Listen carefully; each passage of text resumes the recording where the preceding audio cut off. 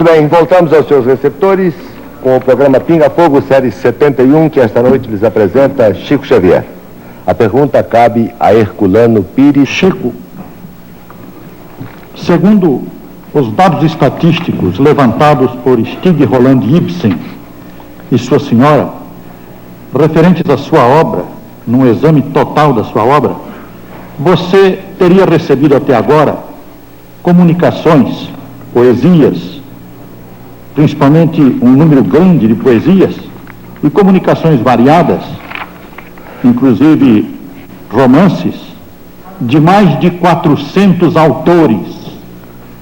Eu perguntaria a você se você leu todos esses autores, se você tem conhecimento da obra de todos eles, e se você conseguiu armazenar no seu inconsciente toda essa fabulosa bagagem de mais de 400 autores brasileiros e portugueses, e alguns até mesmo estrangeiros.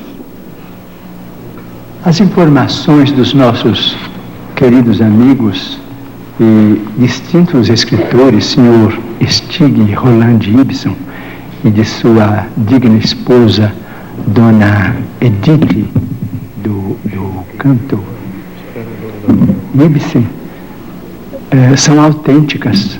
Devo declarar de público que isso para mim seria impossível. E peço permissão para dizer que eu tive na vida 3 empregos. A primeira vez me empreguei aos 8 anos de idade numa fábrica de tecidos. Trabalhei até os 12, frequentando também a escola primária. Dos 12 aos 19, 20 anos, trabalhei num bar, e depois num armazém, isto é, no comércio. E de 1931 a 1961, eu trabalhei durante 30 anos no Ministério da Agricultura, documentadamente, de modo que não seria possível para mim me inteirar do estilo de todos esses poetas, escritores, cronistas, jornalistas e amigos desencarnados por meu intermédio. Absolutamente não. Muito bem. Passamos agora à rodada dos telespectadores. Está presente ao auditório uma senhora e me envia um bilhete, envia a você. Diz ela o seguinte: sendo eu médium evidente, gostaria de saber por que as entidades presentes ao seu lado se fazem visíveis para mim. Ora jovens, ora idosos. São as mesmas entidades?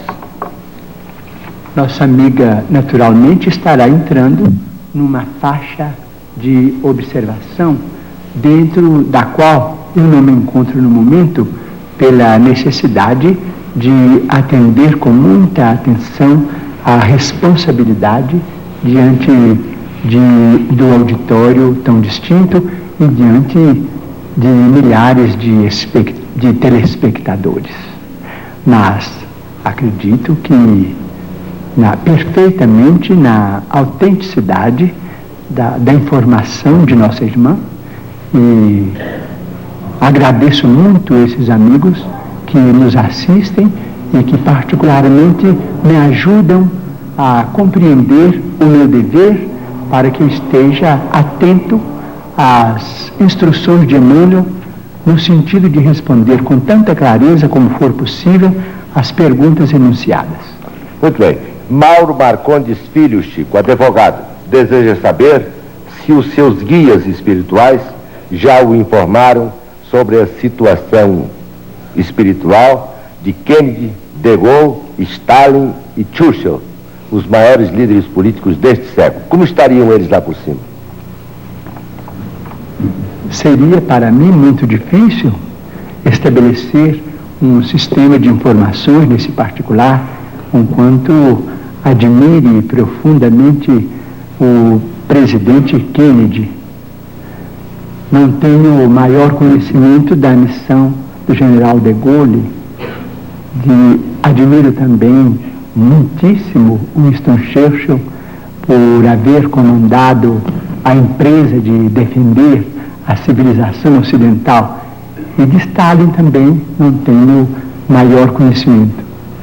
Sei que, por informações de amigos, norte-americanos que o presidente Kennedy continua trabalhando pelo progresso do espaço no mundo espiritual. Sim. Continua trabalhando pelo progresso das ideias de emancipação e pela integração das raças e pela fraternidade do povo norte-americano e dos povos do continente e do mundo. É o único de que eu posso dar informações. Senhor Benedito Alves de Oliveira, Rua Almirante Noronha, 465. Pergunta: Chico, você sofre de uma das vistas. Qual a razão de não ter sido operado pelo Arigó? Não tem fé ou não houve oportunidade? Não, o problema é que certa feita, Dr. Frites, conversando conosco, depois de uma reunião, me disse: Chico, você não admita que as operações mediúnicas se verifiquem simplesmente como privilégio? Quando vocês dormem na terra, quando se entregam à hipnose do sono, são inúmeros os benfeitores espirituais que trabalham e operam socorro cirúrgico ou socorro de outra natureza em nosso favor, seja no mundo orgânico em que nos sediamos presentemente, ou seja, em nosso campo mental. Quanto ao meu caso ocular, que não foi operável desde o princípio, quando a doença se manifestou, eu creio que este problema foi uma bênção para que eu pudesse me manter mais ou menos relativamente, regularmente, sem ferir os interesses dos bons espíritos durante estes anos da mediunidade. Porque se eu sair do dever, eu sofro muito com os olhos, então estou como um animal que não posso me afastar dos danos, né? Chico, é exato, para frente. É exato que quase todos os membros da sua equipe espiritual sofriam da vista? Não, isso pode ser uma informação interessante, mas ela não é verdadeira. Muito bem. O senhor Aloy Fernandes, da Rua Iguape 6A. Opinião de Chico Xavier sobre a cremação de corpos que será implantada no Brasil.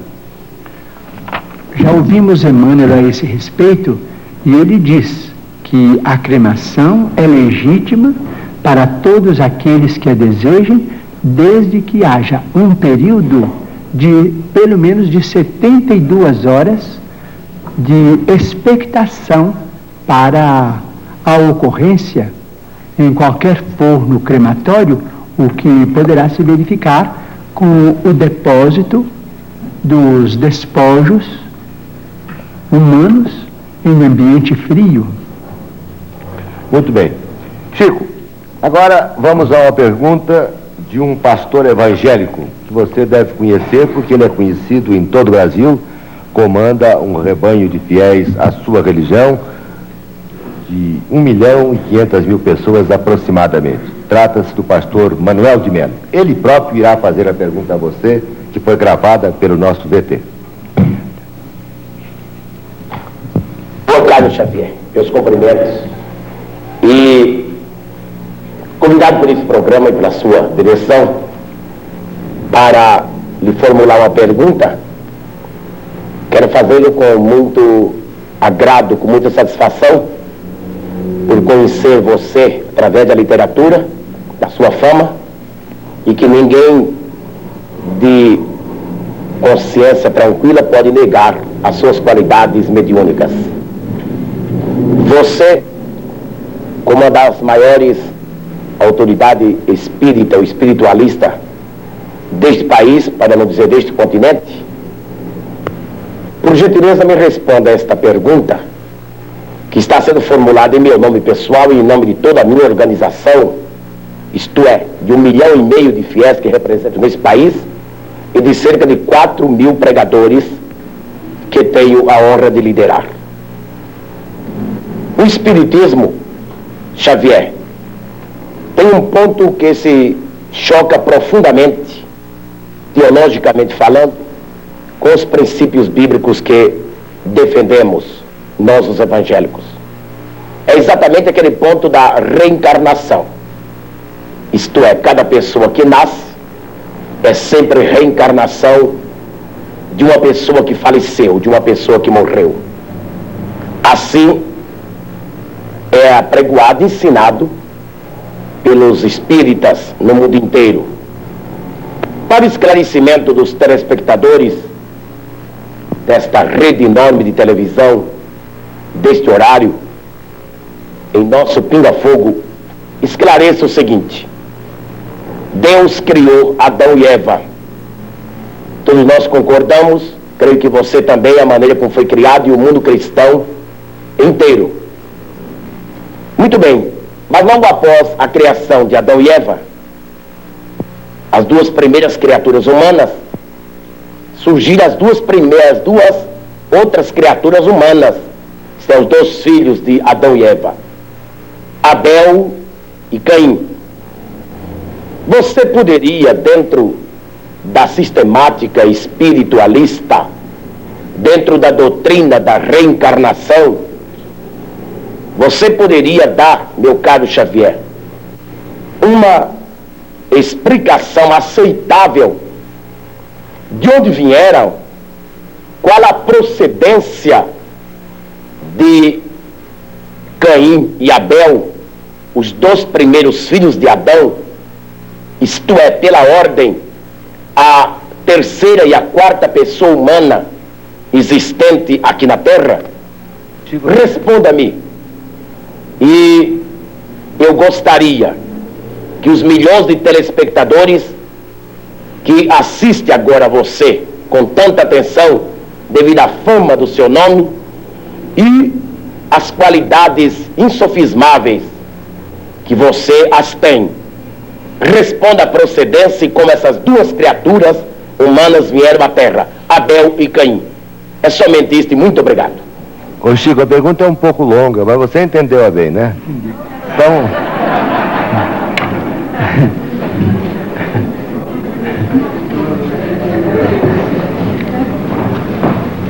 A pergunta do nosso caro amigo, que nos interpela a respeito do texto bíblico, está emoldurada de tamanho carinho que inicialmente nós agradecemos esse tom de fraternidade e ternura humana com que ele emoldura a questão para se dirigir a nós. Muito obrigado ao nosso caro pastor evangélico, senhor Manuel de Melo, que nós todos admiramos como sendo o orientador desse grande e brilhante movimento que é Cristo para o Brasil. Mas, sem desejar fazer contraperguntas, porque às vezes a contrapergunta não é uma prova de consideração para quem perguntou, mas a Bíblia é o nosso livro santo, livro de todos os cristãos. Nós, os espíritas evangélicos, nos detemos no Testamento Novo para compreender a essência dos ensinamentos de nosso Senhor Jesus Cristo e daqueles que o sucederam, os apóstolos da causa evangélica. Não temos maior intimidade com o Velho Testamento, entretanto pedimos permissão ao nosso caro pastor evangélico, senhor Manuel de Melo, para considerar que no livro de Gênesis, no capítulo 4, versículos 16 e 17, vamos encontrar uma questão muito interessante para nossos estudos em conjunto, porque nós todos somos estudantes das letras sagradas. O capítulo 4 trata, por exemplo, da união de Adão e Eva para o nascimento dos seus 3 filhos, Caim, Abel e Sete. Sabemos por esse texto, o capítulo 4 do livro de Gênesis de Moisés, que Caim exterminou Abel. Entretanto, nos versículos 16 e 17, nós encontramos uma informação muito curiosa, a informação de que Caim, em se retirando da face de Deus, se dirigiu para uma cidade ou uma terra chamada Nod, onde ele desposou aquela que foi sua esposa e teve com ela uma grande descendência.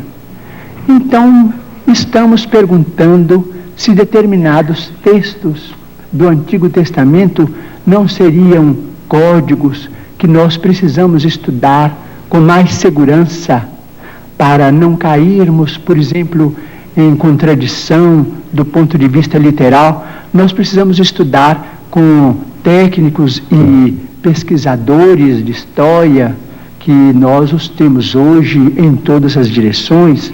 Digo isso com o máximo respeito, porque se Caim matou Abel antes do nascimento de Sete, mas casou-se numa cidade chamada Nod, onde encontrou a sua mulher, aquela que foi sua esposa, e com ela teve uma grande descendência, o assunto exige estudos especiais de nós todos, porque segundo a criação no jardim edênico, a família inicial teria sido constituída pelas 4 pessoas às quais se refere o nosso caro pastor evangélico, senhor Manuel de Melo: Adão, Eva e os 2 filhos primeiros do casal.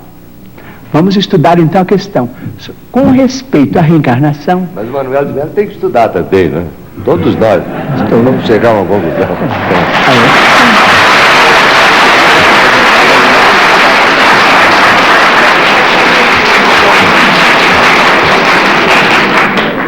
Bom, com respeito à reencarnação, posso dizer?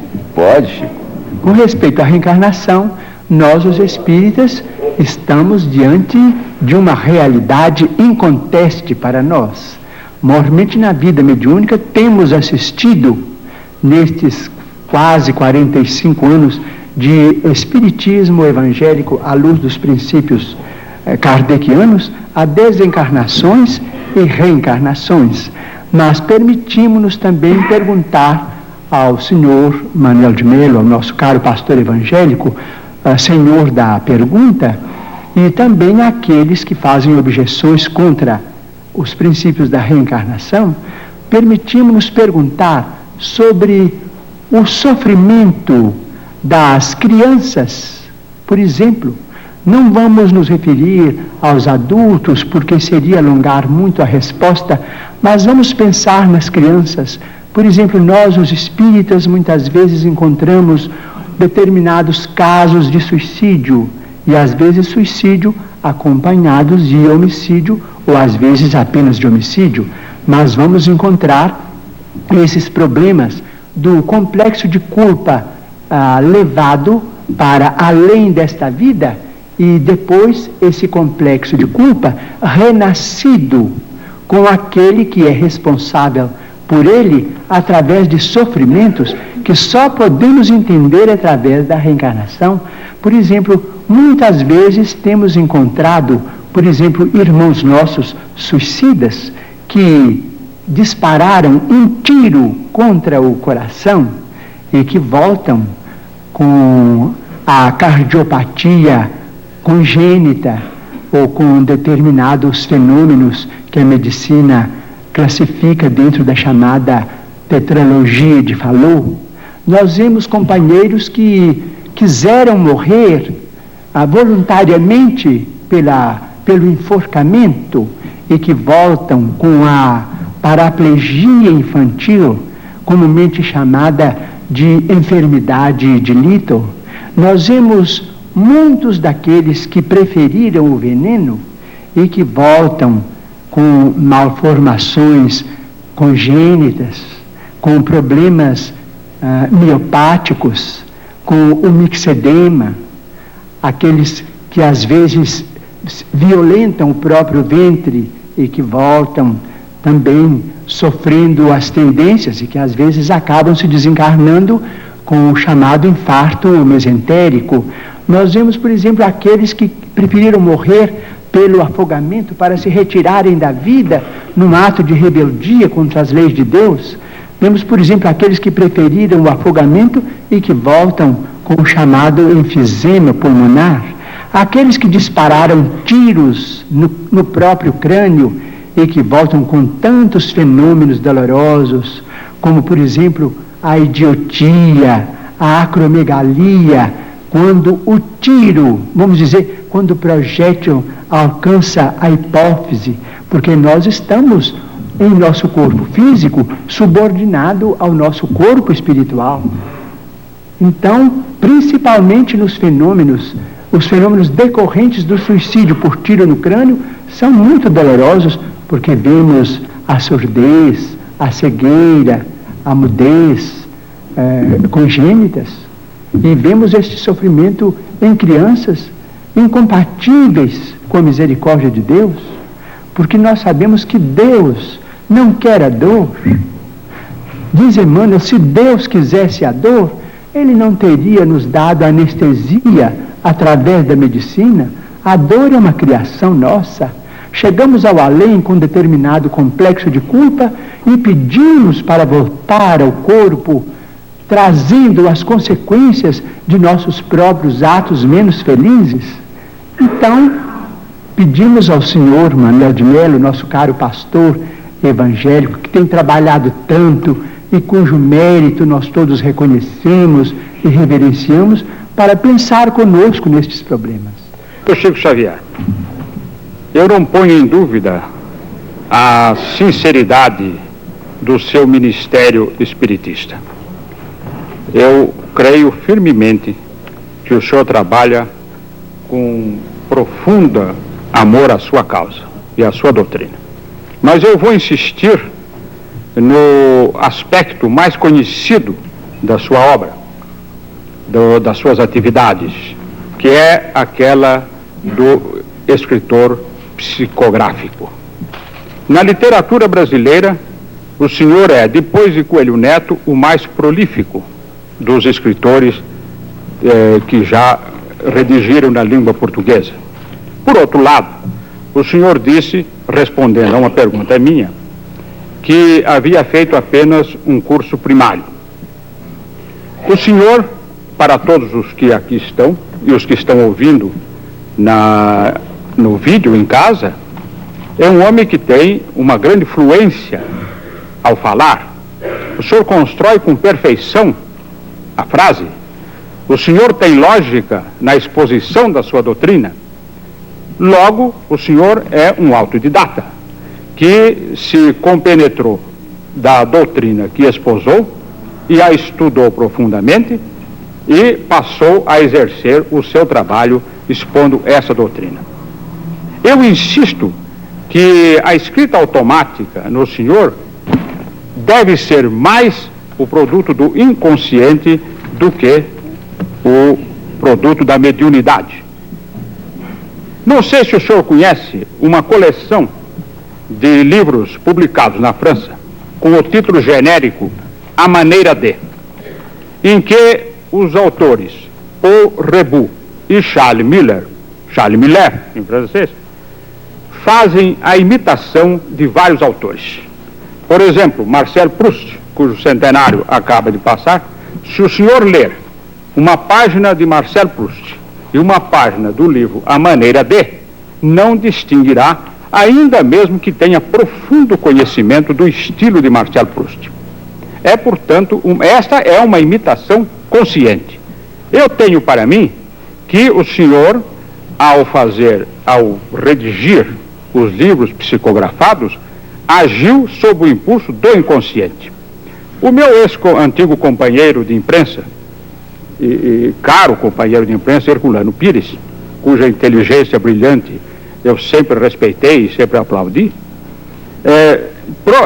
criou um embaraço para a minha pergunta, ao falar em 400 autores que o senhor teria citado.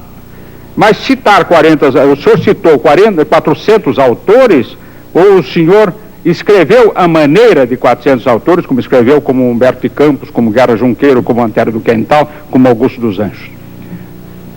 Creio que o número enunciado pelo casal Stig, Roland e Ibsen já está superado em mais de 400 comunicantes.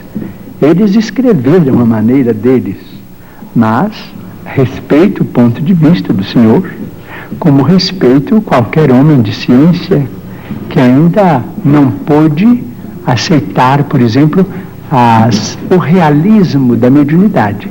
Respeito muito, mas continuo acreditando que eles escreveram a maneira deles, porque em algumas centenas, vamos dizer mais de 3 centenas, destes 400 e tantos, hoje parece que quase 500, eu não tinha a menor ideia do que eles escreveram.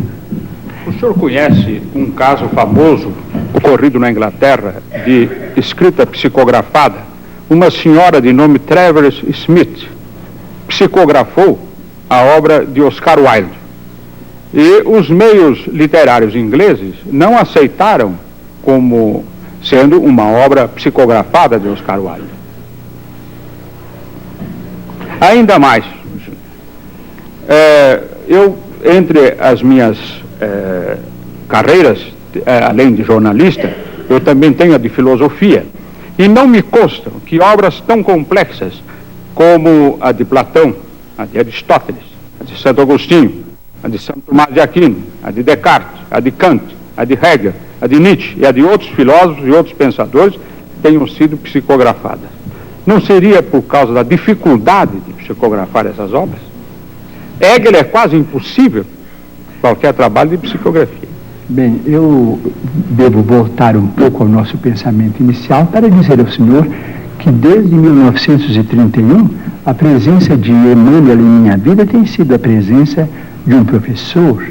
Ele tem corrigido minhas expressões, ele tem procurado melhorar o meu vocabulário, melhorar as minhas atitudes do ponto de vista verbal. E como o livro estava na frente da presença apagada que eu possa trazer, ele sempre teve muito cuidado em podar tanto quanto possível as minhas impropriedades, que eu sei que são muito grandes.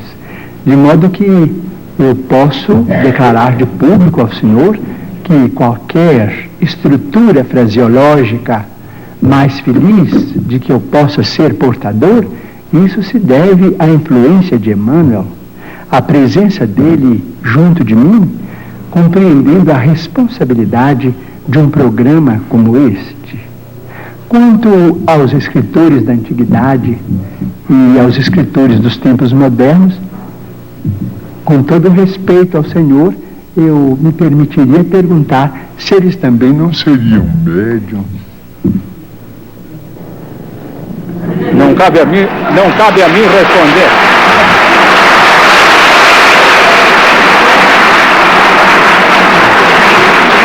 Essa é uma... Quem sabe? Este programa é de perguntas, não é de debates. Não é de debate, absolutamente. Apenas respeitando imensamente a Igreja Católica, em cujo seio formei a minha fé, mas respeito profundo e que eu devo declarar de público que nunca perdi e não quero perder. Então eu digo aqui de público, eu não conheço essas obras, mas gostaria de conhecê-las em português. Mas os espíritos amigos se referem, por exemplo, a 2 personalidades do agiológio católico que deveriam ser mais conhecidas em nosso ambiente cultural. Por exemplo, na latinidade, especialmente na língua portuguesa, eu não conheço absolutamente nada. Eles se referem a Santa Brígida de Vadstena, ou Santa Brígida da Suécia, e a Santa Clara de Montefalco, na Itália, cujas biografias atestam a presença de mediunidades extraordinárias.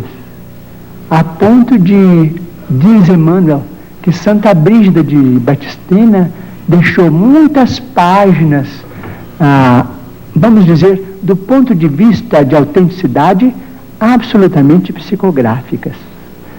Seria muito interessante e estimaria muito conhecer a vida dessas duas grandes figuras da Igreja Católica que eu venero tanto, porque, ao que me parece, pela palavra dos nossos amigos espirituais, foram duas criaturas portadoras de mensagens especiais para os cristãos.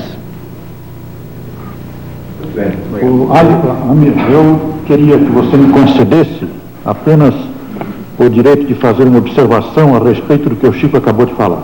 Pois não. Eu queria lembrar a existência no meio católico também de psicografia, do fenômeno psicográfico.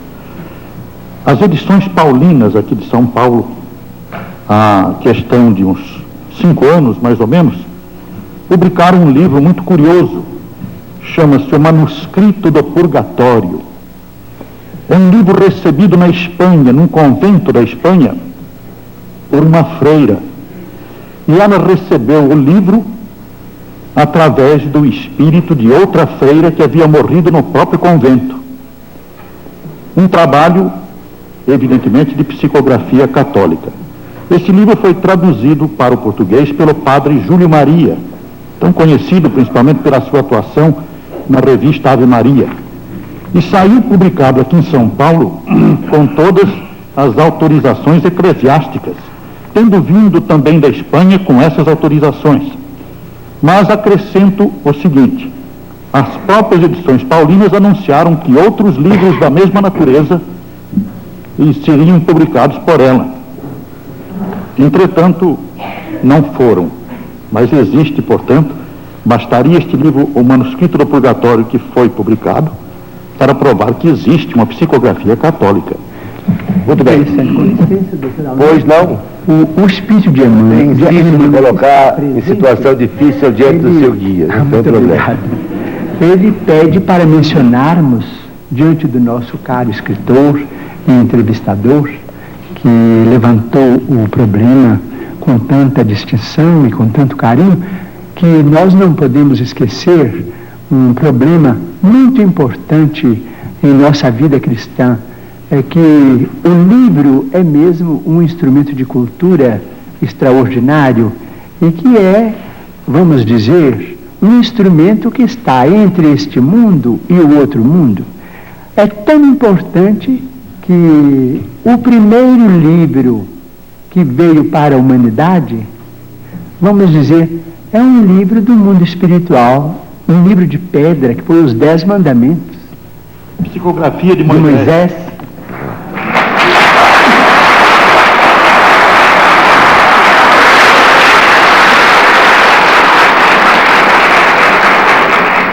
Telespectadores de São José do Rio Preto, que assistem esta noite o Pinga Fogo, informam que dia 8 de agosto próximo, o Chico Xavier estará proporcionando à população daquela cidade uma tarde de autógrafo, às 15h30, não é, Chico? No Instituto Espírita Nosso Lar, em benefício do Lar do Vovô. Isto vai acontecer lá em São José do Rio Preto, no dia 8 de agosto vindouro. Certo, Chico? Certo. Tá? Certo, se Deus permitir, estaremos. Ele vai permitir. Eli Alves com a pergunta seguinte.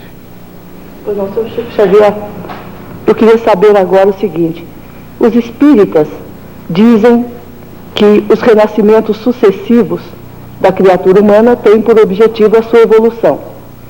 Outras correntes espiritualistas, como os teosofistas, os messiânicos, também dizem que nós estamos no limiar de uma era de grande beleza, a era de Aquário, em que a humanidade será muito mais feliz. Eu gostaria de perguntar ao senhor o seguinte: se temos mais de uma dezena de séculos de evolução, se estamos no limiar de uma era de encontro da criatura humana consigo própria, como que o senhor explica as violências do mundo atual, como a guerra do Vietnã, a violência da sociedade de consumo? Isso a nosso ver, não representa grande evolução da humanidade. Violência do mercado de consumo? A sociedade de consumo. Ah, sim. E a violência da guerra do Vietnã, por exemplo. Sim, nós vamos dizer, esses fenômenos todos, diz o nosso Emmanuel que está presente, caracterizam mesmo o período de transformação em que nós nos encontramos. Diz ele, o nosso companheiro materialista dirá natureza, mas para nós os religiosos, natureza é sinônimo de manifestação de Deus. Então Deus cria a natureza, Deus cria a vida, mas o homem, os homens ou as mulheres do planeta são filhos de Deus e podem modificar a criação de Deus. Nós nos encontramos no limiar de uma era extraordinária. Se nos mostrarmos capacitados coletivamente a recebê-la com a dignidade devida. Se os países mais cultos do globo puderem suportar a pressão de seus próprios problemas sem entrarem em choques destrutivos, como, por exemplo, guerras de extermínio que deixarão consequências imprevisíveis para nós todos no planeta, então veremos uma era extraordinariamente maravilhosa. A própria automação, diz ele, nos está dizendo que nós vamos ser aliviados ou quase que aposentados do trabalho mais rude no trato com o planeta para a educação da nossa vida mental, através de informações e do universo com proveito enorme, proveito incalculável para benefício da humanidade. Mas isso terá um preço, terá o preço da paz. Se nós pudermos nos suportarmos uns aos outros, quando não nos pudermos amar uns aos outros, segundo os preceitos de Jesus, até que essa era prevaleça, provavelmente no próximo milênio, não sabemos se no princípio, se no meados ou se no fim. O terceiro milênio nos promete maravilhas, mas se o homem, filho e herdeiro de Deus, também se mostrar digno dessas concessões. A Igreja Católica cada dia tem aumentado mais sua atuação no sentido de que haja mais justiça social no mundo, melhor distribuição de renda. Aqui mesmo no Brasil, a participação da Igreja na área social tem sido muito grande, o que, aliás, tem lhe causado até alguns problemas. O que o Espiritismo no Brasil tem feito nesse sentido? Ou, por acaso, prega o conformismo na vida material? O Espiritismo não prega o conformismo do ponto de vista em que o conformismo é interpretado.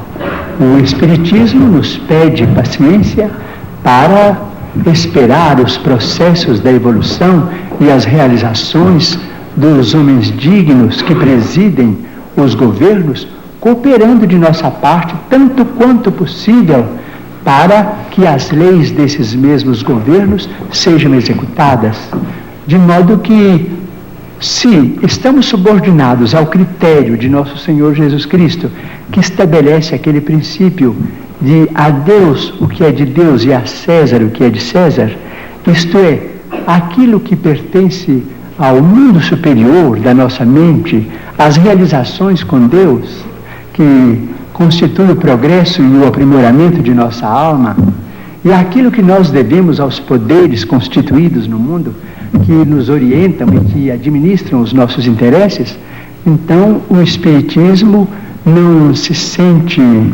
vamos dizer, o Espiritismo evangélico não se sente absolutamente inclinado a qualquer participação no partidarismo de ordem política para solucionar os problemas da vida material, conquanto reconheça que todos devemos trabalhar. O Espiritismo nos ensina que se existe fome, não é por culpa da terra, assim como se o rio não tem culpa quando passamos por cima dele numa ponte cometendo um delito contra a higiene? As leis são magnânimas, mas a vacina contra a ignorância é a instrução, e a vacina contra a penúria é o trabalho. Em vez de, vamos dizer, de pedir melhoria de rendas, vamos pensar assim: conquanto todos precisemos do dinheiro, todos necessitamos do dinheiro como sangue de nossas realizações materiais e seiva da nossa civilização. Nós todos precisamos do dinheiro, seja ele apresentado de que forma for, em qualquer regime, porque o dinheiro é um documento daqueles que nos governam e que nos credenciam para o serviço aquisitivo onde estejamos.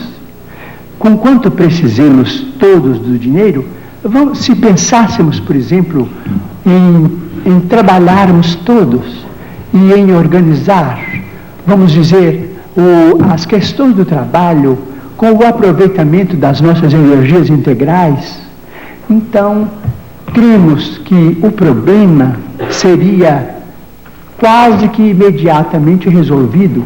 Vamos dizer que na atualidade dessemos ou que venhamos a dar a liderança das empresas, a chefia das equipes, as inteligências juvenis, como vem acontecendo quase que em todos os países de vanguarda, mas sem desvalorizarmos a madureza que começa de 40, 45, 50 anos, colocando a madureza com seu discernimento a serviço da coletividade, proporcionando aos homens e às mulheres que já amadureceram na experiência física trabalho e mais trabalho, desde que eles tenham condições orgânicas compatíveis com essa necessidade, mas prestigiando a personalidade humana em sua condição de pessoa amadurecida, no trabalho remunerado, ou tão altamente remunerado quanto possível,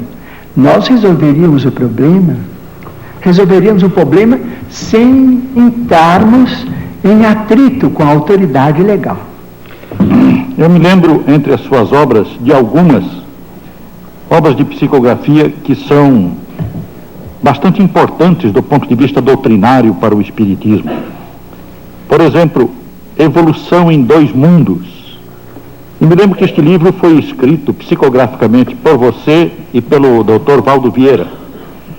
Na ocasião você morava, se não me engano, em Pedro Leopoldo e o Dr. Valdo Vieira em Uberaba. Verdade. Os capítulos foram dados a vocês dois pelo mesmo autor espiritual que André Luiz, sendo que você não sabia qual o capítulo que o Valdo havia recebido e vice-versa. Bom, eu gostaria que você dissesse alguma coisa sobre isso, mas queria lembrar também Mecanismos da Mediunidade, que me parece um livro dotado de tanta informação científica atual dos nossos tempos e relacionando todas as conquistas da técnica atual com os problemas mediúnicos, que eu creio que você nunca teve oportunidade de obter conhecimentos pessoalmente a respeito desses assuntos. Eu gostaria que você nos dissesse alguma coisa sobre esses dois livros.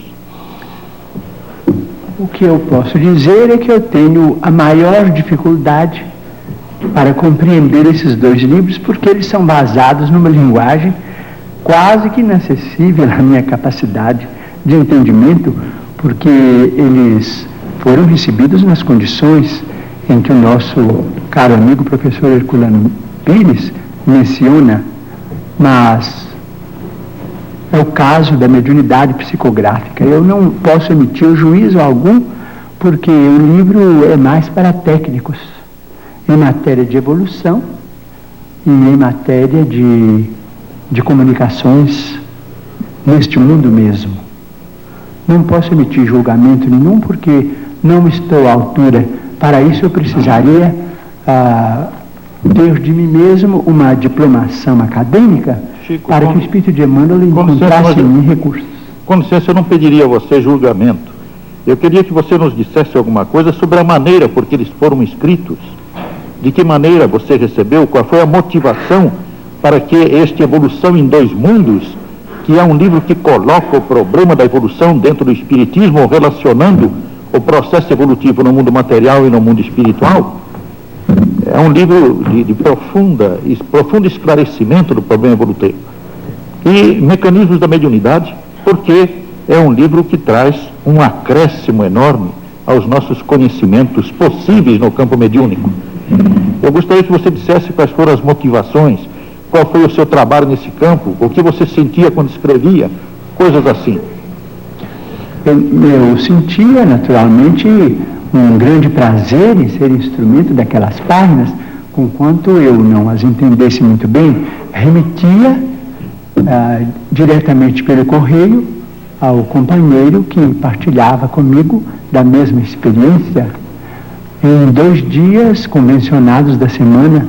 Então ele também me mandava para Pedro Leopoldo, eu lia o que ele havia recebido, ele lia o que eu havia recebido e o livro continuou até o fim. Mas a esse respeito eu peço licença para lembrar um caso interessante. Em 1931, quando eu ia fazer 21 anos, o espírito de Augusto dos Anjos sentia muita dificuldade em escrever por meu intermédio. Nesse tempo eu trabalhava no armazém. Nesse armazém me dava também serviço para cuidar de uma horta muito grande com plantações de alho, porque o alho na região em que eu nasci é um fator econômico de muita importância. Então, depois das 6 da tarde, para mim era um prazer ir fazer a rega dos canteiros de alho, e os espíritos começavam a conversar comigo. Eu achava muito prazer naquelas horas, porque eu me isolava de todo o serviço do armazém para ficar plenamente à disposição dos espíritos amigos. Então ele começou a ditar uma poesia que está no Parnaso de Além-Túmulo, o primeiro livro da nossa mediunidade. Essa poesia se chama Vozes de uma Sombra.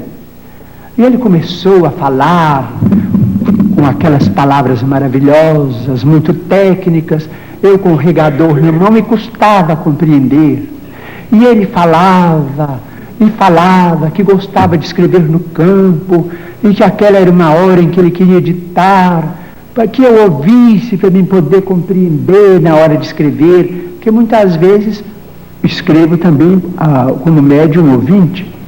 Então eu senti aquela dificuldade. Então ele falou assim comigo: olha, você quer saber de uma coisa? Eu vou escrever o que eu puder, mas a sua cabeça não aguenta mesmo. A poesia está no livro, mas só o que ele pôde. Mas era muito mais, era uma beleza.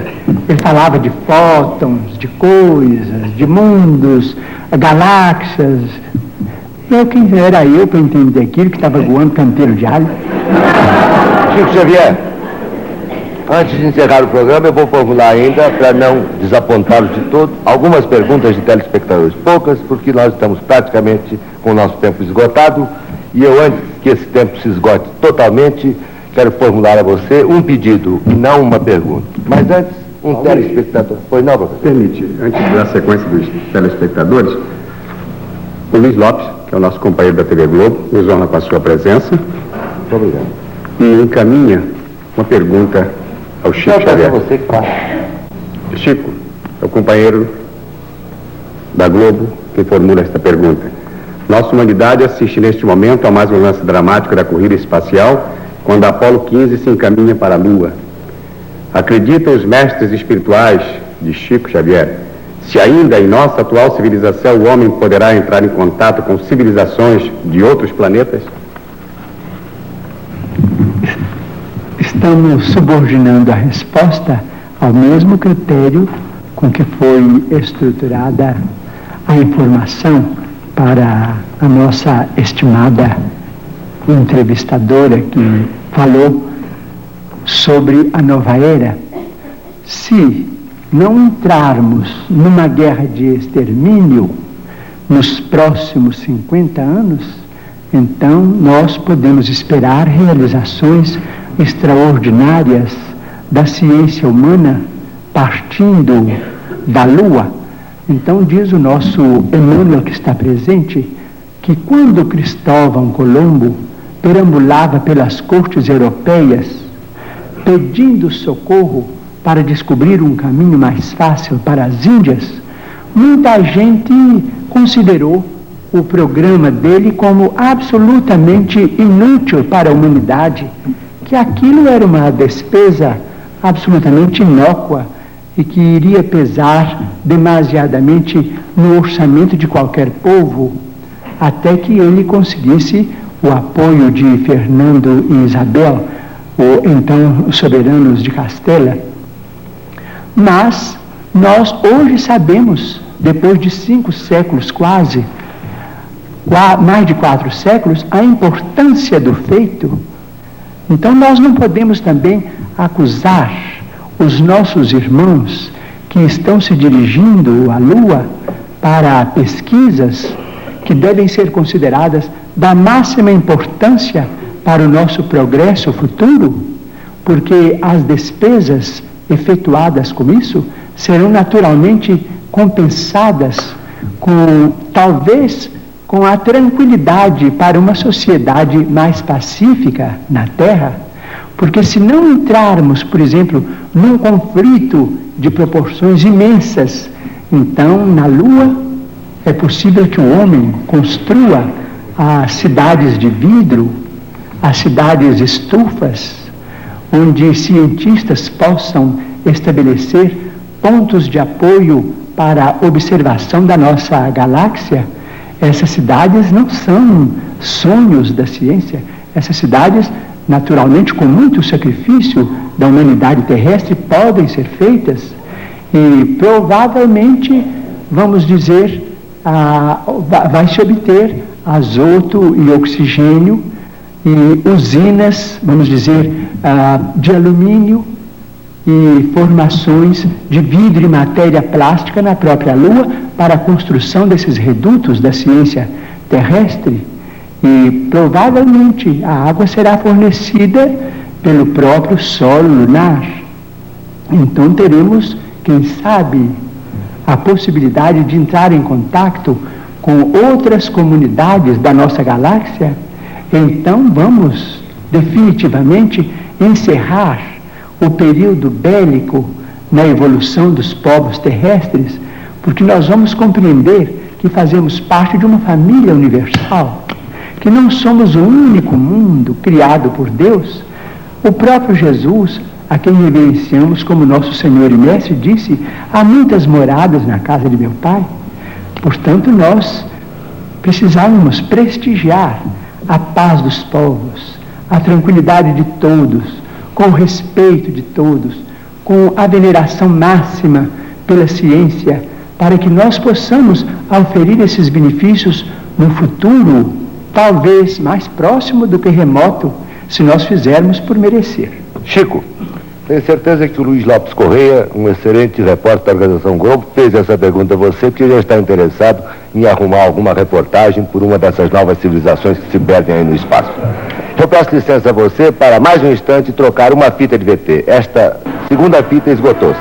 E para o encerramento do programa e aquele pedido que eu vou fazer a você, necessita novamente uma troca de fita. Voltaremos dentro de instantes, Chico.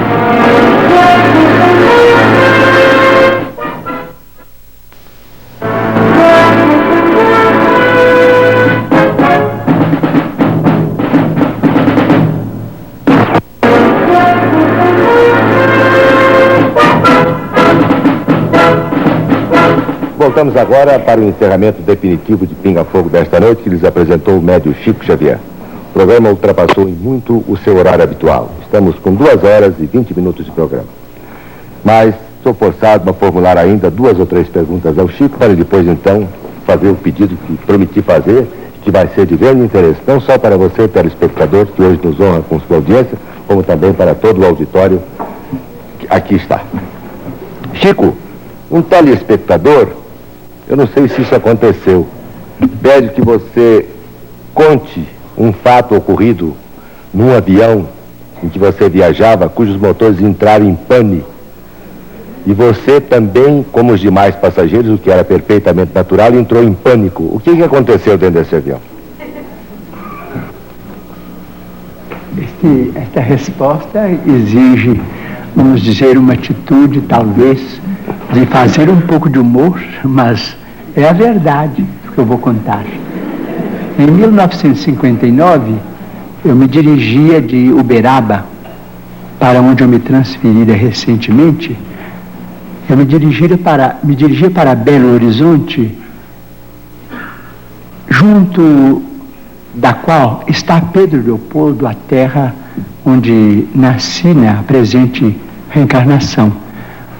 E então o avião decolou de Uberaba e fez uma breve parada na cidade de Araxá.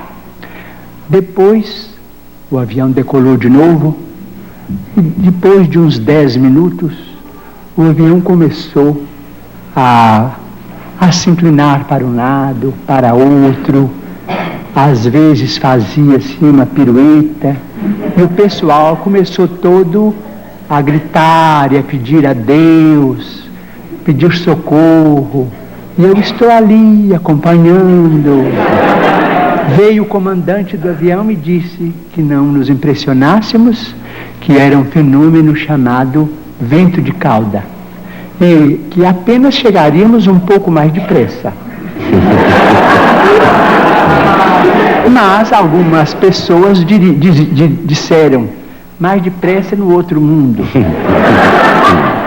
Eu então comecei também a me impressionar, porque eu não sei qual é o nome técnico da evolução que o aparelho fazia. Uma pessoa entendida em aeronáutica saberá descrever o caso, dizendo os nomes em que um avião roda de cabeça para baixo, e nós íamos e muita gente começou a vomitar e a gritar, a apertar o cinto. Aqueles amigos começaram a orar, senhoras começaram a fazer o terço, eu com muito respeito, mas quando vi aquela atmosfera eu comecei a gritar também. Eu falei assim, bem, todo mundo está gritando, eu também vou gritar, porque isso é a hora da morte. Então comecei a gritar, valei-me, meu Deus. Comecei a pedir socorro, a misericórdia de Deus, mas com fé, com escândalo, não é? Mas com fé. Então nisso, peço até permissão para dizer que alguém disse assim a um sacerdote católico que estava não muito longe de mim. Alguém disse assim, o Chico Xavier está ali, ele é médium e é espírita. E esse sacerdote, com muita bondade, disse, não, mas eu sei que o Chico tem pedido orações em muitos documentos, e o Chico está orando conosco no texto. Eu disse, assim, graças a Deus, Padre, eu também estou orando. Mas comecei a gritar, valei-me, meu Deus. Então aí entra o espírito de Emmanuel. Parece que é uma coisa... Entrou no avião? Parece uma coisa de anedota, né? Uma coisa de fantástico, mas é a verdade. Ele entrou no avião. Mas você viu o espírito entrar? Então passou no meio do pessoal, o pessoal não via, como a maioria dos nossos amigos, naturalmente, não está vendo a presença dele aqui. Então ele me disse assim, por que é que você está gritando? Eu escutei o seu pedido, o que há? Porque aquilo já tinha mais ou menos 20 minutos, né? Eu falei assim, bem, o senhor não acha que estamos em perigo de vida? Eu falei assim, estão, e o que há com isso? Não tem muita gente em perigo de vida. Vocês não são privilegiados, não é? Eu falei assim, tá bem, se estamos em perigo de vida, eu vou gritar. E continuei a gritar e falei, socorro, meu Deus. E o povo todo gritando socorro, né? Então, ele me disse, você não acha melhor calar, parar com isso? Dar testemunho da sua fé, da sua confiança na imortalidade? Eu disse, mas e a morte? E nós estamos apavorados diante da morte. Ele falou assim, está bem, então você acha que vai morrer? Eu falei assim, o senhor não acha que estamos em perigo de vida? Eu falei, estão. Eu disse, está bem, eu estou com muito medo, estou apavorado. Como todo mundo, eu estou partilhando, eu também sou uma pessoa humana. Eu estou com medo também desta hora de morrer nesse desastre. Eu disse, está bem, então morra com educação. cala a boca e morra com educação para não afligir a cabeça dos outros com seus gritos. Morra com fé em Deus. Muito bem. Assim, eu quero só saber como é que a gente pode morrer com educação.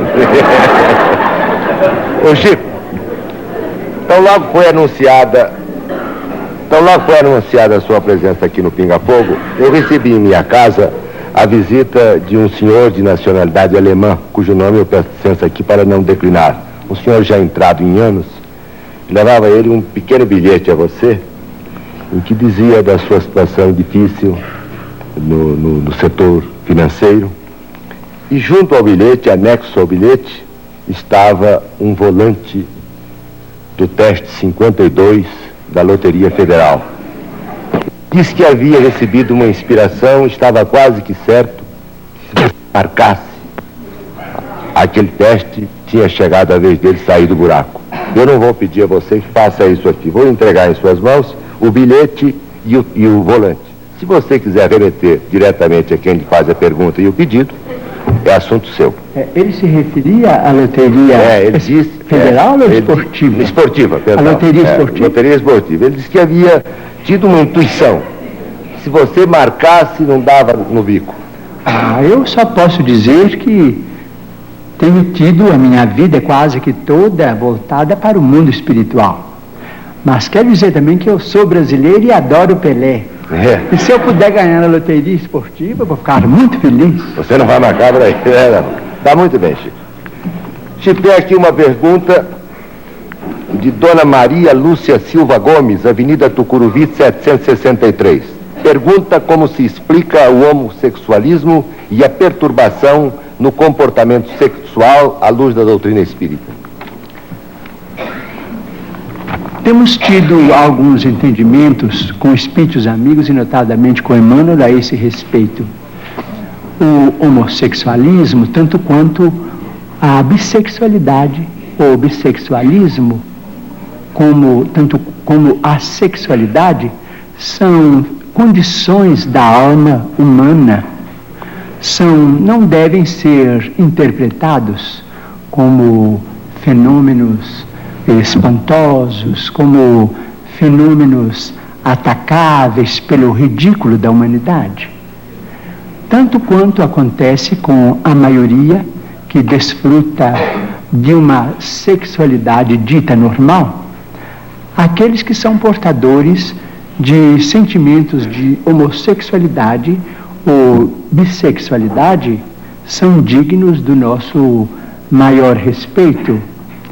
E acreditamos que o comportamento sexual na humanidade sofrerá de futuro revisões muito grandes, porque nós vamos catalogar, do ponto de vista de ciência, todos aqueles que podem cooperar na procriação e todos aqueles que estão numa condição de esterilidade. A criatura humana não é só chamada à fecundidade física, mas também à fecundidade espiritual. Quando geramos filhos através da sexualidade dita normal, somos chamados também à fecundidade espiritual, transmitindo aos nossos filhos os valores do espírito de que sejamos portadores. Não nos referimos aqui aos problemas do desequilíbrio, nem aos problemas da chamada viciação nas relações humanas. Estamos nos referindo a condições da personalidade humana reencarnada, vamos dizer, muitas vezes portadora de conflitos que dizem respeito, seja a sua condição de alma em prova ou a sua condição de criatura em tarefa específica. De modo que o assunto merecerá muito estudo e poderemos voltar a ele em qualquer tempo que formos convidados a entender. Vamos dizer com licença, porque nós temos um problema em matéria de sexo na humanidade que precisaríamos considerar com bastante segurança e respeito recíproco.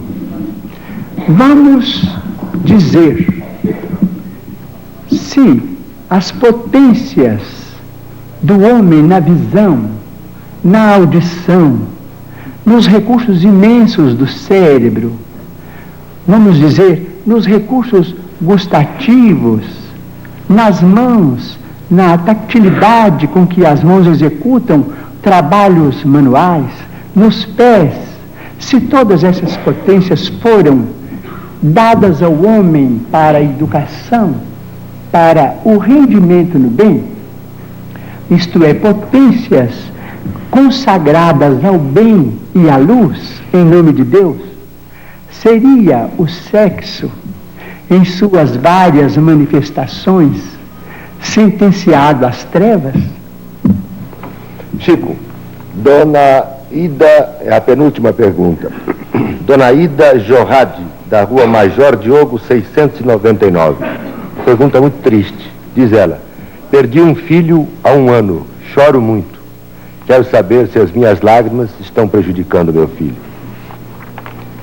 Quando as lágrimas nascem do nosso reconhecimento a Deus pelos benefícios que recebemos, quando as lágrimas refletem a nossa saudade tocada de esperança, os nossos amigos desencarnados nos dizem que as lágrimas fazem a eles muito bem, porque elas são luzes no caminho daqueles que são lembrados com imenso carinho.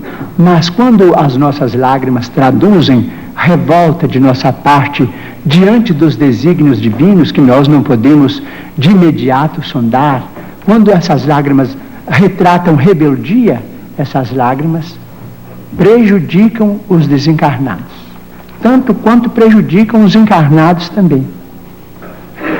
Muito bem. E aqui está a última pergunta da noite, Chico, deste primeiro pinga-fogo, porque certamente você irá comparecer a outros. Carlos Alexandre Cavalieri está no auditório. Com base na sua explicação da criação de uma vida em um tubo de ensaio, pergunto: primeiro, como se daria a ligação do perispírito? Segundo, o novo ser nasceria sem as neuroses provocadas por possíveis desentendimentos entre os pais? E terceiro, como se manifestaria o amor maternal e filial se esse se inicia normalmente na fase uterina? Os espíritos amigos nos dizem que o problema, por exemplo, do complexo de Édipo e as derivações dele, que nós chamamos de complexo de Eletra, esses complexos que foram inicialmente estudados por Freud e que hoje são desenvolvidos por uma pleiade brilhante de cientistas da psiquiatria e da análise, esses fenômenos podem ser perfeitamente estudados com muita segurança e com muito êxito à luz da reencarnação. E nós vamos compreender que precisamos hoje da psiquiatria e da análise, porque as nossas ligações afetivas na Terra, quase que até agora, têm sido filiadas a um amor muito selvagem. Nós nos queremos uns aos outros dentro vamos dizer, nas teias da consanguinidade ou nas teias da afetividade, com um espírito de egoísmo que vai ao superlativo da absorção, de modo que a psiquiatria e a análise vão nos ajudar no mundo, em nome da providência divina, a nos estudarmos e a estudar estes vínculos para depois voltarmos a estes mesmos vínculos com um amor mais educado. Então, se formos dignos de receber o tubo de ensaio como sendo um claustro materno estruturado pela ciência, vamos esperar que no tubo de ensaio a reencarnação se faça com muito mais facilidade para as garantias de saúde do espírito reencarnante, porque nós, como espíritos reencarnantes na Terra, estaremos libertos de muitos traumas que acontecem em nossa condição de vida embrionária, quando na companhia mais íntima de nossas mãezinhas sobre a terra. Mas a vinculação do amor, esta não terminará nunca, porque o amor é presença de Deus. E o amor continuará a nos unir uns aos outros para sempre. E nos amaremos cada vez mais. Agora, vamos educar o amor, porque não temos sabido amar uns aos outros conforme Jesus nos amou. Ô Chico, pois não, professor? Isso é normal, pode falar. Não, é um assunto que não foi ainda abordado no programa hoje. Rapidamente. O senhor acha que os espíritos que se manifestam nos terreiros de Umbanda, dizendo-se guias de cura, pretos velhos, índios, caboclos, são espíritos evoluídos da luz? Como explica as curas conseguidas por muita gente conhecida em terreiros? Será que o mal pode apresentar-se através do bem, ou então tomando a sua forma? Nós respeitamos a religião de Umbanda como devemos respeitar todas as religiões. A noite avança e o programa continua, e nós estamos preocupados com o tempo que estamos roubando à TV Tupi e aos nossos amigos do auditório. Mas vamos recorrer ao caso das leis kármicas. Nos séculos passados, nos 3, 4 séculos passados, nós, vamos dizer coletivamente, não estamos falando do ponto de vista individual, mas na condição de brasileiros, buscamos, no berço onde nasceram, milhões de irmãos nossos reencarnados nas plagas africanas, para que eles servissem as nossas casas e as nossas famílias, instituições e organizações na condição de alimárias. Eles se incorporaram, depois de desencarnados, as nossas famílias. Eles renasceram do nosso próprio sangue, na condição de nossos irmãos, para receberem de nossa parte uma compensação, que é a compensação chamada do amor, para que eles sejam devidamente educados ou encaminhados, tanto quanto nós pretendemos educar-nos e encaminhar-nos para o progresso. Então temos a religião de Umbanda, que vem como uma organização dos espíritos, recentemente, porque 4 séculos é um tempo curto nos caminhos da eternidade, recentemente trazidos para o Brasil. Eles organizaram agora, seja numa condição ou noutra. Nós no Brasil não conseguimos pensar em termos de cor, nós todos somos irmãos, de modo que eles organizaram uma religião sumamente respeitável também. Eles também veneram Deus com outros nomes, veneram os emissários de Deus com outros nomes. Respeitamos-los todos e acreditamos que em toda parte onde o nome de Deus é pronunciado, o bem pode se fazer. Agora, encontramos na doutrina espírita, individualmente e coletivamente, em nos referindo aos companheiros da doutrina espírita, a faixa que nos compete no campo de nossa evolução, para estudos do nosso destino, para estudo da imortalidade. Quanto a problemas de curas, permitimos-nos lembrar uma coisa, é que às vezes nós pedimos socorro a determinadas organizações para a cura imediata de determinados impedimentos físicos. Essa cura parece, talvez, forçada por nossas exigências, porque muitas vezes os nossos irmãos trazidos das plagas africanas se habituaram, de certo modo, a obedecer-nos quase que cegamente. Eles se afeiçoam a nós com uma afeição, vamos dizer, terrível, do ponto de vista do egoísmo, de que nós todos, por enquanto, principalmente em se referindo a mim, somos portadores. Então, exigimos uma cura que se faz de imediato no campo físico, mas nos esquecemos de que, às vezes, a cura física é um caminho para encontrarmos mais adiante desastres morais de consequências imprevisíveis. Então, se as curas demoram no ambiente kardeciano, ou se demoram no campo da medicina, vamos respeitar o problema dessa demora, dessa dilação, porque aquilo se verifica em nosso próprio benefício. Porque muitas vezes uma doença física ou determinada provação em nossa vida doméstica nos poupa de acidentes afetivos ou acidentes materiais ou de fenômenos extremamente desagradáveis em nossa vida. Muito bem. Há aqui uma pergunta extra, eu havia encerrado, mas eu não posso deixar de fazê-la, isso em respeito ao telespectador, ao esforço do telespectador, que nos telefona nesta altura da noite, da cidade de Machado, lá no sul de Minas, Chico, para dizer que a imagem do Canal 4 está chegando lá como um cinema, estourando na cidade de Machado como um cinema. E ele pergunta a você, gostaria de saber se Judas foi um traidor ou fazia parte de um programa para salvar Jesus Cristo? Sinceramente, eu sou uma formiguinha diante de um processo que teve consequências tão grandes na história da humanidade.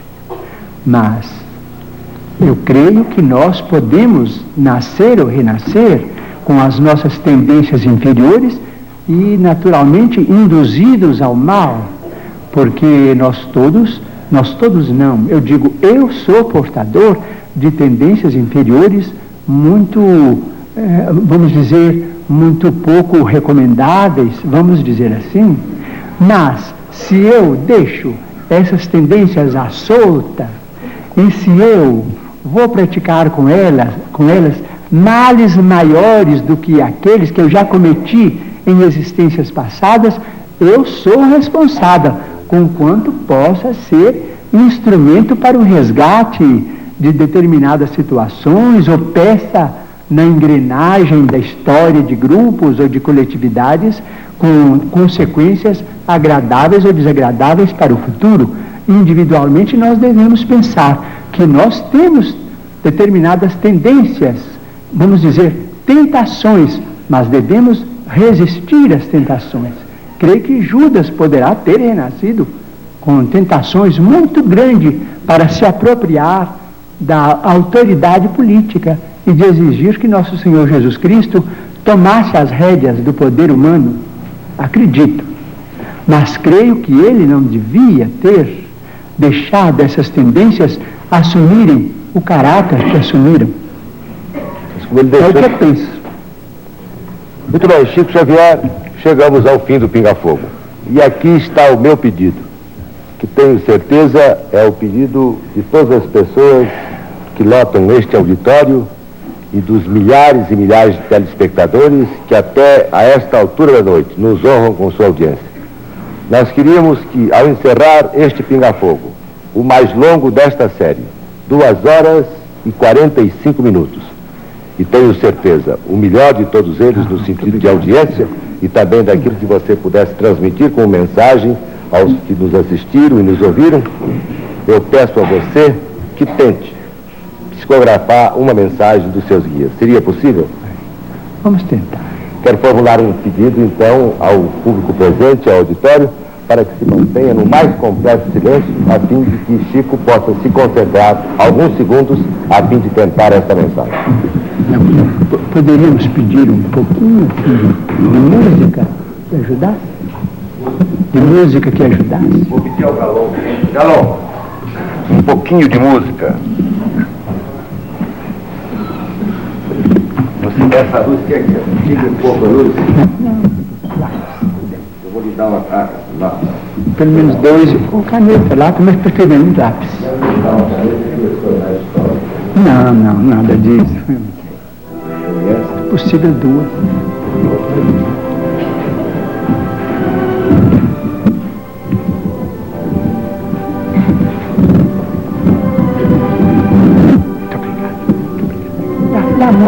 Dá.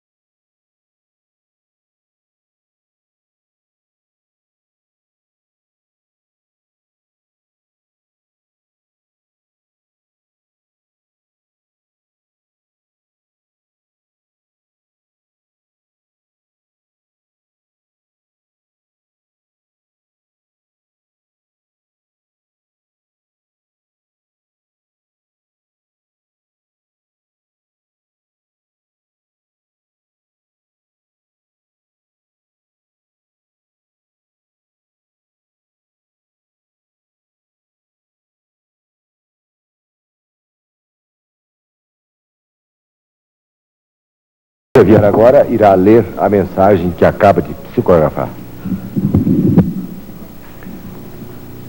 Segundo milênio. Apaga-se o milênio, a sombra deblatera.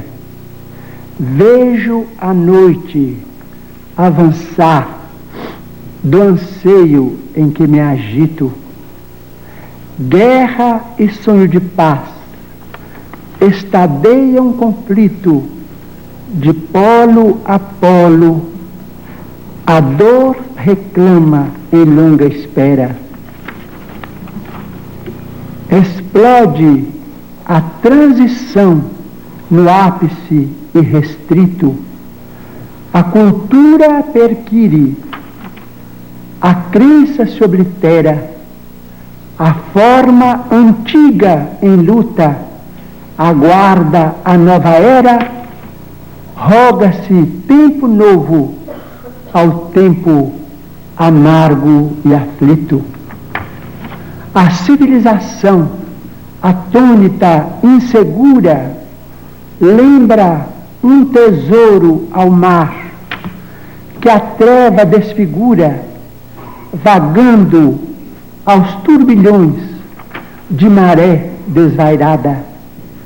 Entretanto, no mundo, a nau que estala e treme, a luz prossegue e brilha. O Cristo está no leme, preparando na terra a nova madrugada. Ciro Costa.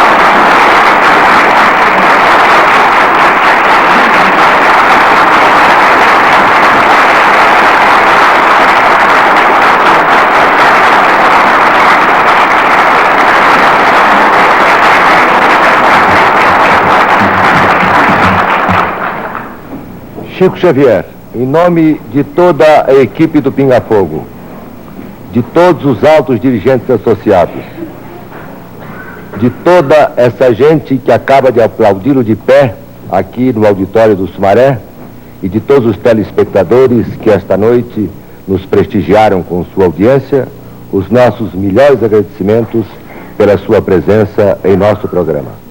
Volte a Uberaba, a sua querida Uberaba, levando com a sua humildade a certeza de que você realizou esta noite um extraordinário pinga-fogo. Muito obrigado, Chico Xavier. São seus os instantes finais para o seu boa noite aos telespectadores. Nós é que estamos muito agradecidos. Esta reunião do Pinga-Fogo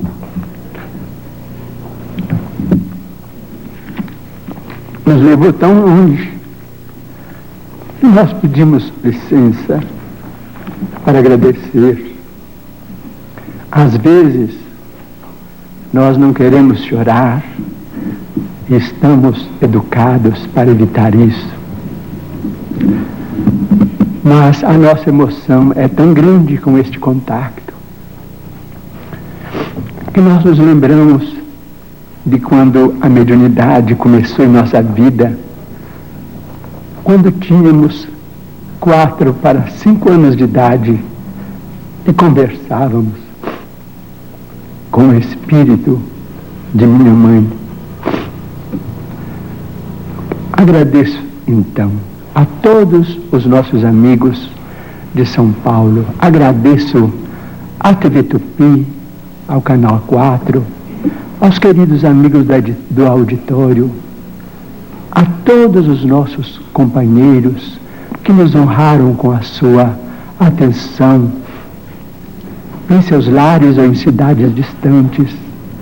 Agradeço aos nossos entrevistadores que foram tão generosos com a doutrina espírita em nossa presença, formulando perguntas tão respeitosas para com as nossas ideias. Agradecemos a todos, na pessoa do nosso querido diretor, senhor Dr. Almir Guimarães. Nós pedimos ainda permissão para agradecer daqui, de tão longe, a terra generosa da cidade de Uberaba, aquela comunidade amiga que nos recebeu há quase 13 anos consecutivos, que nos abraçou e que nos abençoa maternalmente como um filho entre os seus filhos. Devo a Uberaba aquilo que nunca resgatarei, por mais trabalhe dentro da minha existência. Devo carinho, amor, consideração, respeito, e isso faz a nossa alegria de trabalhar e de viver.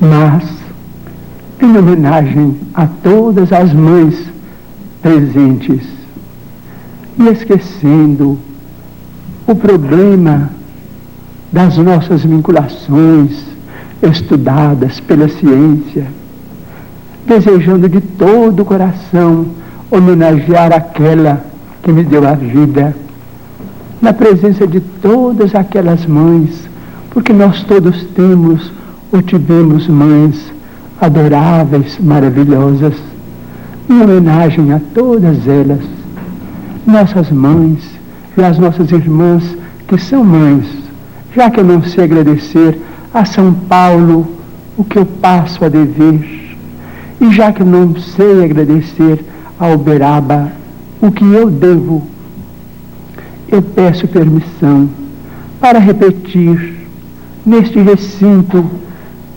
do qual recebemos tantas mensagens de cultura, de consolação, de bondade, de otimismo, através dos canais da televisão, através da imagem e do som transmitidos a longas distâncias. Peço permissão para condensar o meu agradecimento recitando a oração que ela orava comigo em espírito, quando eu tinha 4 para 5 anos de idade.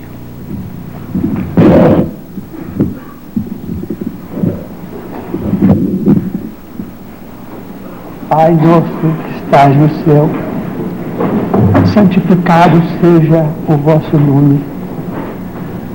Venha a nós o vosso reino.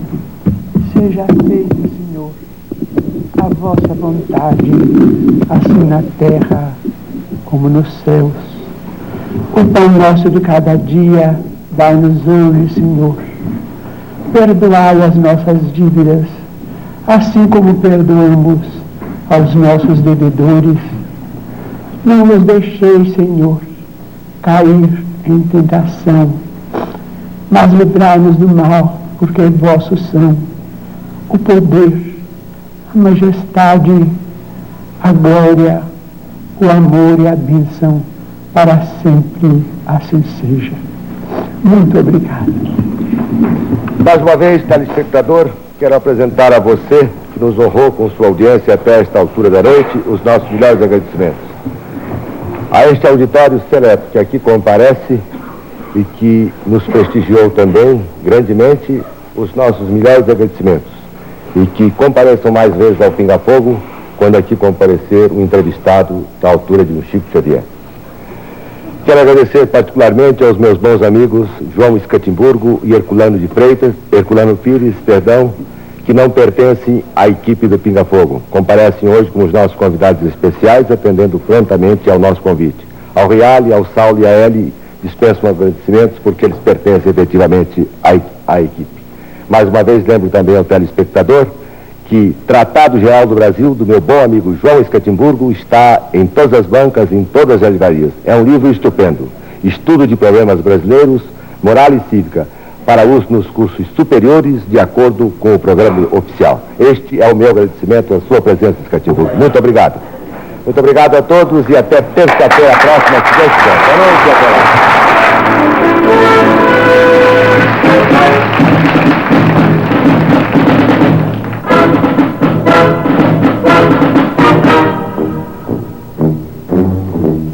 Acabamos de apresentar mais um Pinga Fogo, outro espetáculo da liderança concreta, que estará de volta terça-feira próxima, 11h30.